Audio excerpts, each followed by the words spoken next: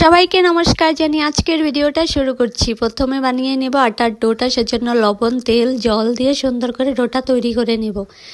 এবার আমি মাংসটা ম্যারিনেশন করার জন্য মাংসটা পেঁয়াজ কুচি, লবণ, জিরে গুঁড়ো, লঙ্কা গুঁড়ো, হলুদ গুঁড়ো, আদা রসুন বাটা, গরম মশলার গুঁড়ো আর দিয়ে দেবো সর্ষের তেল দিয়ে ম্যারিনেশন করে আধা ঘন্টা রেখে দেবো। এবার কড়াইয়ে সর্ষের তেল দিয়ে জিরে ফোড়ন দিয়ে মাংসটা আমি ভেজে নেব।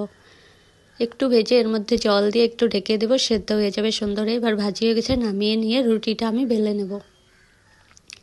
এর মধ্যে দিয়ে দেব মাংস ভাজি, তারপর দিয়ে দেবো ডিম দিয়ে ভালো করে ঢেকে নিয়ে এবার বুঝতেই পারছো আজ বানাবো মোগলাই পরোটা। কড়াইয়ে সামান্য তেল দিয়ে ঘি দিয়ে আমি অল্প তেলে ভাজছি, কারণ তেলটা তো ফেলে দিতে হবে, সেজন্য আমি চাই না অনেক তেল নষ্ট করি। তো হয়ে গেল আজকের রেসিপিটা। কেমন লাগলো কমেন্ট করে জানিও। ভালো লাগলে কিন্তু একটু লাইক করে আমাকে সাপোর্ট করো, সাবস্ক্রাইব করে।